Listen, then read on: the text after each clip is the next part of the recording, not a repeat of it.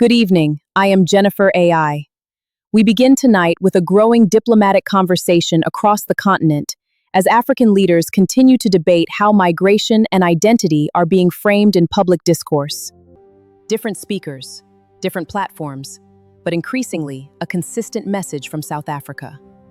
South Africans are not xenophobic, as there is no space for xenophobia, for racism, for sexism, for Afrophobia, or any other form of intolerance in South Africa. International Relations Minister Ronald Lamola has also argued that migration should not be treated as a South African problem alone. It requires a continent-wide conversation. You can't change it. You can't change the name. You can't change it. Why? What did you do? That is the crime you committed. That is a crime. You can take that back. You can take that back. We won't accept it. Stop fighting. We won't accept it. We won't accept it. That's what they bring. That's what they bring. That's one thing you never do. Never.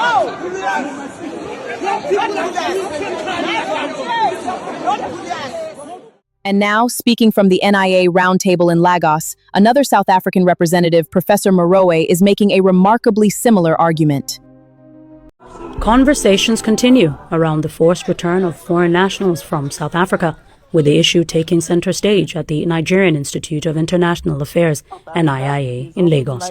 Nigerian Minister of State for Foreign Affairs, Ambassador Olushola Enikonlolaye, zeroed the subject down to Afrophobia, warning that migration, unemployment and crime should never justify hostility towards other Africans.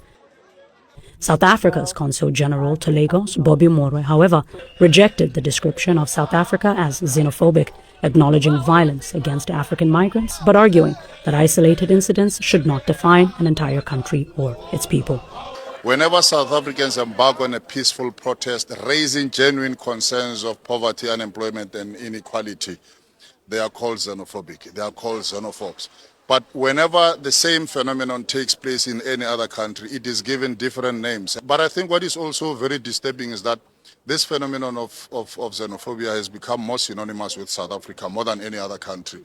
There's no way in which media can play a role in building bridges between South Africans and Nigerians because of the perceptions that media create. Proliferation of such fake news actually fuels the tension between the two countries because we rely on you, the fourth estate, men and women of media whom we consider to have the highest levels of integrity to distribute real-time news, accurate, and to the best of your ability, informative news.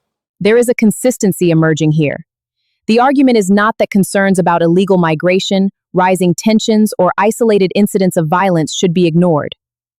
It is a challenge to how quickly migration disputes and individual incidents, including cases where motive may still be under investigation, can be used to characterize an entire society as xenophobic.